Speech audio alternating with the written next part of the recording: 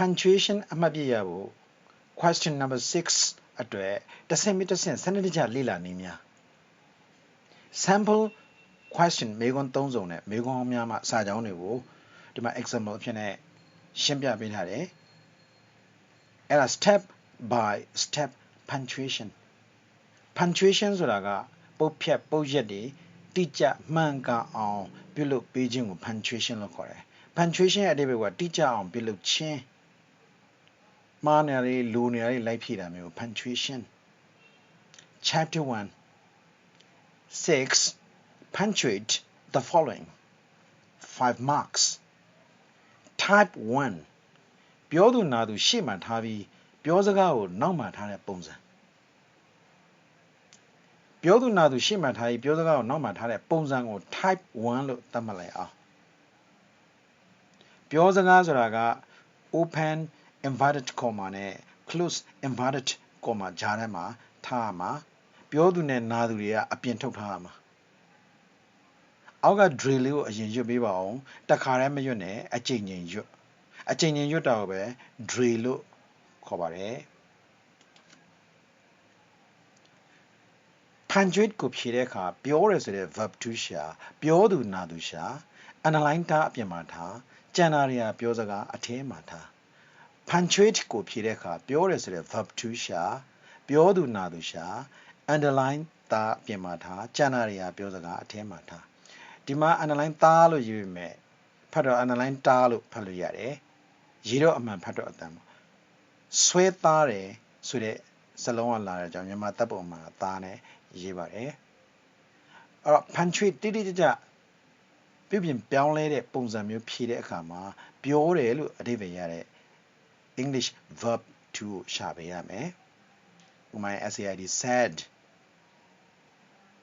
TOLD told စသဖြင့်ဒီလို verb to ကိုရှာရမယ်ပြောတဲ့လူဘယ်သူကပြောတယ်လဲရှာရမယ်ကြားနာသူဘယ်သူကကြားနာလူနားထောင်တဲ့လူလဲဆိုတာရှာပေးရမယ်အဲ့ဒီ၃ခုကို underline တားပေးရမယ်တခါတရံမှာ၃ခုလုံးမပါဘဲနဲ့နာသူမပါပဲရှိတတ်တယ်အဲ့ဒီအခါမှာပြောသူနဲ့ဒီ verb to ကိုတော့မြင်တာပေးရမယ်မြင်တာကမေးခွန်းထဲမှာတားတာပါအဖြေမှာတားเสียမလိုပါဘူးခွဲထုတ်ပေးတဲ့သဘောမြင်တာနဲ့မတားတာနဲ့ဒါဆို underline မတားတဲ့ဟာတွေ underline မတားတာတွေကိုကြံတာတွေအဖြစ်နဲ့သတ်မှတ်တယ်အဲ့ underline တားတာကိုတော့ခုနအပြင်ထုတ်ထားမဲ့အထက်မှာထားပြီးတော့ underline မတားပဲကြံတာတွေကပြောစကားအဖြစ်နဲ့အထက်မှာထားရမယ်ဒါကြံတာတွေကပြောစကားအထက်မှာထားဒီ၃ခုကတော့ underline တားမယ်အပြင်ထုတ်ထားမယ်မတားပဲနဲ့ကြံတာတွေကပြောစကားအဖြစ်နဲ့အထက်မှာထားမယ်တစ်ခေါက်ပြန်ရွတ်ပြမယ် punctuate ကိုဖြည့်တဲ့အခါပြောရဲဆိုတဲ့ verb to ရှာပြောသူနာသူရှာ underline တာအပြင်မှာထားကြံတာတွေကပြောစကားအထက်မှာထား punctuate ကိုဖြည့်တဲ့အခါပြောရဲဆိုတဲ့ verb to ရှာပြောသူနာသူရှာ underline တာအပြင်မှာထားကြံတာတွေဟာပြောစကားအထက်မှာထား punctuate ကိုဖြည့်တဲ့အခါပြောရဲဆိုတဲ့ verb to ရှာပြောသူနာသူရှာ underline တာအပြင်မှာထားကြံတာတွေဟာပြောစကားအထက်မှာထားအထက်မှာထားဆိုတာက an open inverted comma ဖွင့်တာလေမျက်တောင်အဖွင့်မျက်တောင်ဖွင့်ပြီးကုတ်တဲ့အကုတ်ကလေးနှစ်ခု an open inverted comma and ငါတခု open ဖွင့်လိုက်တာ inverted ပြောင်းပြန်တက်တာ invited မဟုတ် invited မဟုတ်ဖိတ်ခေါ်တာမဟုတ်ဘူး inverted comma ပြောင်းပြန်တက်လိုက်တဲ့ comma ပြောင်းပြန် inverted ပြောင်းပြန်အောက်မှာမတက်ဘဲနဲ့အပေါ်မှာတက်ပြီးတက်တဲ့ comma မလို့ inverted ပြောင်းပြန်လို့သုံးတာအဲ့ဒါကဖွင့်တာပိတ်တာကျတော့ a close inverted comma ဒီလိုအကုတ်ကလေးနှစ်ခုနဲ့ပိတ်တာပိတ်တယ်ပြောင်းပြန်တက်တဲ့ comma နှစ်ခုအပေါ်တက်ပြီးတက်တယ် a close inverted comma အဲ့လိုအဖွင့်နဲ့အပိတ်မျက်တောင်အဖွင့်နဲ့မျက်တောင်အပိတ်နှစ်ခုရဲ့ကြားထဲမှာပြောစကားကိုထားပေးရမယ်အထဲမှာထားဆိုတာမျက်တောင်အဖွင့်နဲ့မျက်တောင်အပိတ်နှစ်ခုရဲ့ကြားထဲမှာထားပေးရမှာအဲ့ဒီမျက်တောင်အဖွင့်နဲ့မျက်တောင်အပိတ်နှစ်ခုကို quotation marks လို့လည်းခေါ်တယ် quotation marks နှစ်ခုရဲ့ကြားထဲမှာထားခိုင်းတာပါနောက်စာကြောင်းမှာထိပ်စီးဆိုတာစာကြောင်းရဲ့အစစကားလုံးကိုထိပ်စီးလို့သတ်မှတ်လိုက်မယ်စာကြောင်းရဲ့ထိပ်စီးအမြဲတမ်းအကြီးနဲ့စာရတယ်စာကြောင်းရဲ့ထိပ်စီးကိုအမြဲတမ်းအကြီးနဲ့စာရမယ်နောက်နာမည်လူနာမည် Laname, Jauname, Yuaname, Muname, Pinename, Dainame, Nanganame, Lumuname, Padazaganame, Mianame, Tauname, Sare, Kubainame, a Mumu Genesa, Kubainame, a Mumu Genesa.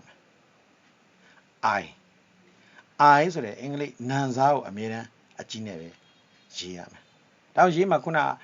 Sajan Tessie, Dudia Pite, Name, not I so the salon. Etolonga a Gine, Giamedo. Tesi name Iroha, Gigo Gia ma. Tesi name Iroha, Gigo Gia ma. Tesi name Iroha, Gigo Gia ma. Dalio Sweda, changing also like. Be our sample question, Megonigo, Chiba.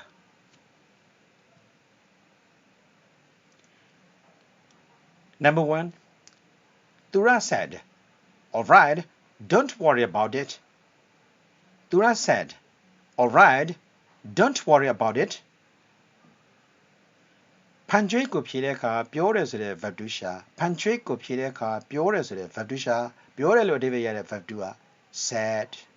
သူ verb 2လို့သတ်မှတ်မယ် underline တားမယ်မိခွန်းထဲမှာဖြေရင်တားစရာမလိုပြောသူနာသူရှာပြောသူနာသူရှာပြောသူကသူရနာသူမပါလာဘူးနာသူနာမည်တရားမှမတွေ့ဘူးသူရဆိုတဲ့နာမည်လေးမြန်မာနာမည်လေးပြောသူအဖြစ်နဲ့ underline တားမယ်မတားပဲကြံတာရှိတယ်All right, don't worry about it. All right, don't worry about it. ဒါဒီ online မတားဘဲနဲ့ကြံနေတဲ့အစုပေါ့ဒီတွန့်ခွင်းလေးနဲ့ပြန်လာတာ online တားတာမဟုတ်ဘူးခုနကခုတော့ online တားအပြင်မှာထား online တားအပြင်မှာထားဒါသူကြီးကြံတာတွေကပါလဲကြံတာတွေဟာပြောစကားအထဲမှာထားကြံတာတွေကပြောစကားအထဲမှာထားကြံတာတွေကပြောစကားအထဲမှာထားအထဲမှာဆို open inverted comma နဲ့ close inverted comma တွေမှာထည့်ထားပေးရမှာခေါ်တယ်အဲ့တော့ဒီဟာဘယ်လိုစမလဲထိပ်စီးဖြစ်တဲ့သူရရဲ့ရှေ့က T capital letter နဲ့စရမယ်ဒါကြောင့်ထိပ်စီးကိုကြည့်မယ်ထိပ်စီးနာမည် I တို့ဟာ G ကိုကြည့်ရမှာထိပ်စီးနာမည် I တို့ဟာ G ကိုကြည့်ရမှာဒီထဲမှာကိုယ်ပိုင်နာမည်အဖြစ်နဲ့လည်းဖြစ်တယ်ထိပ်စီးလည်းဖြစ်နေတဲ့သူရကိုကြည့်ပေးရတယ် I တော့မပါတဲ့ကြောင့်ကြီးစရာ I မရှိဘူးပြီးရင်အဲ့သူရ set ကအပြင်ထုတ်ထားမှာအခုမတားတော့ဘူးအပြင်ထုတ်လိုက်ပြီအပြင်မှာထားပြီကျန်တာအထက်ထည့်တော့မှာနောက်မှထပ်ပြီးမရေးထားတာတွေရှိသေးတယ်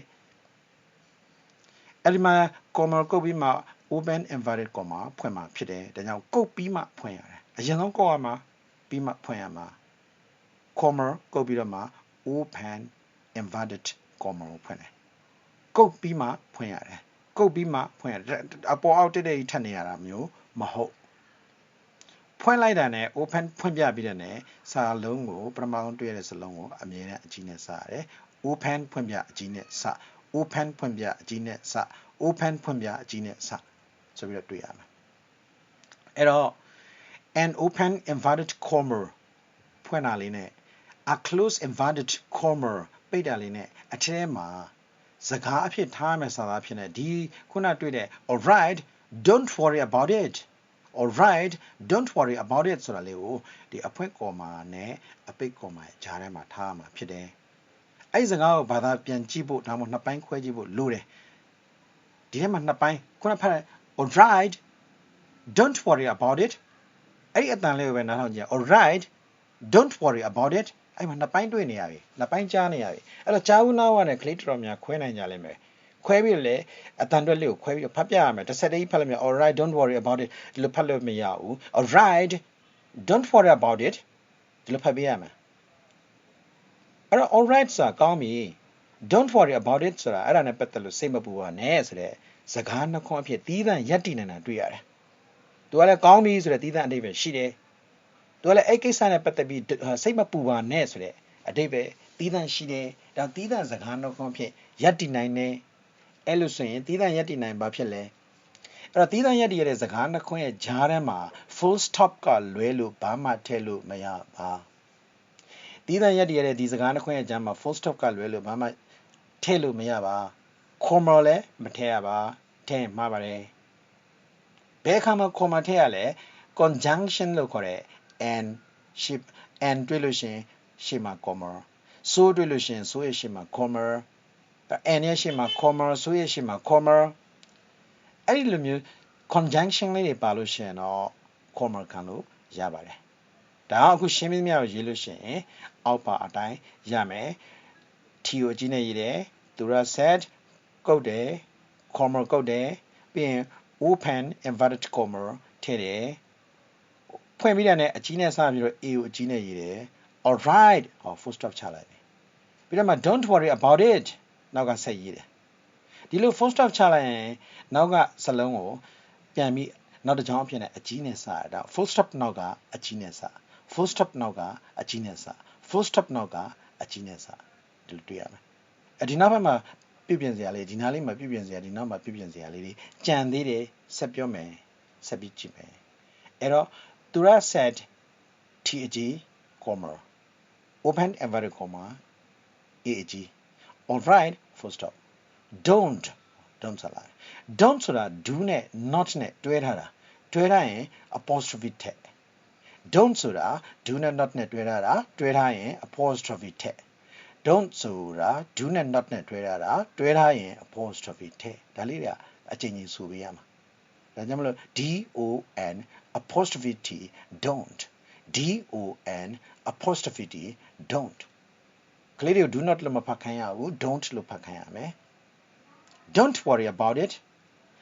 အဲ့တော့ဒီနေ့မှာစကားဆုံးသွားပြီဖြစ်တဲ့ကြောင့်မလို့ full stop ချပေးရမယ် full stop ချပြီးမှပြန်ပြီးပိတ်ရမယ်ဒီပိတ်တဲ့သင်္ကေတလေးကို close inverted comma ပိတ်တာလို့ခေါ်လိုက်အောင်လွယ်လွယ်ကူကူလေးဒါပိတ်တာ哦ဒါဖွင့်တာဒါပိတ်တာပိတ်တာကြီးကိုခွာထားအထဲမှာသင်္ကေတပိတ်တာကြီးကိုခွာထားဆိုဒီ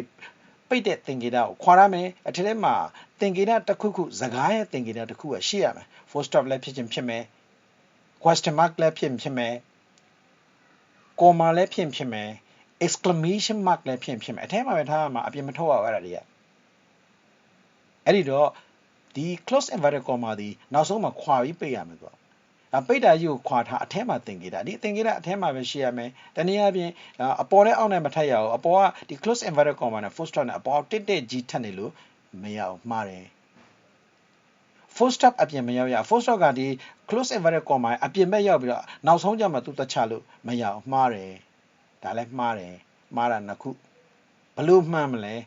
full stop ကိုအထဲမှာထားပြီး close inverted comma ကိုနောက်ကနေပြန်ပိတ်လိုက်တာလေးကအမှန်ပြောနေတာဒါလေးကအမှန် full stop ကအထဲမှာ close inverted comma နောက်ဆုံးမှာ full stop ကအထဲမှာ close inverted comma အပြင်မှာMicrosoft Word ထဲမှာအဲ့ဒါကို typing ရိုက်လို့ရှိရင် full stop ကအပြင်ထွက်သွားရင်မှားတယ်ဆိုအနီတားမှာပဲfull stop ကအထဲမှာဒါဒီလိုမထပ်ရ full stop အပြင်ရောက်မနေရ full stop အထဲမှာရှိရမယ်အထဲထဲမှာသင်္ကေတရှိရမယ်ပိတ်တာကြီးကိုခွာထားအထဲမှာသင်္ကေတပေါ်နဲ့အောက်နဲ့မထပ်ရ full stop အပြင်မရောက်ရပိတ်တာကြီးကိုခွာထားအထဲမှာသင်္ကေတပေါ်နဲ့အောက်နဲ့မထပ်ရ full stop အပြင်မရောက်ရအဲ့တော့ပိတ်တာဆိုတာက a close inverted comma ဒီပိတ်တာကိုခေါ်တယ်ဒါနဲ့ဒီသင်္ကေတလေးနဲ့ပိတ်တာကိုဆိုလိုတယ်မြတ်တောင်အပိတ်နဲ့ပိတ်တာကိုဆိုလိုတယ် a close inverted comma နဲ့ full stop နှစ်ခုကအပေါ်နဲ့အောက်တန်းနဲ့ဒီလိုထပ်နေလို့မရပါ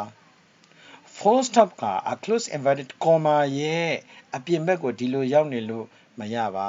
အဲ့ဒါကြောင့်မှန်ကန်တဲ့အဖြေဟာသူရ set comma သူရအကြီးနဲ့စတယ် open inverted comma capital A နဲ့ရေးတယ် capital letter A နဲ့ရေးတယ် alright full stop ဒီမှာချတယ် full stop ချရကြအကြီးနဲ့စတယ် don't d ကိုအကြီးနဲ့ရေးတယ်ပြီးရင် apostrophe t don apostrophe t don't worry about it full stop အရင်ချမယ်ပြီးမှပိတ်တာယူနည်းနည်းခွာပြီးပိတ်မယ်အဲ့ဒါဆိုရင်အဖြေမှန်ကိုရမယ်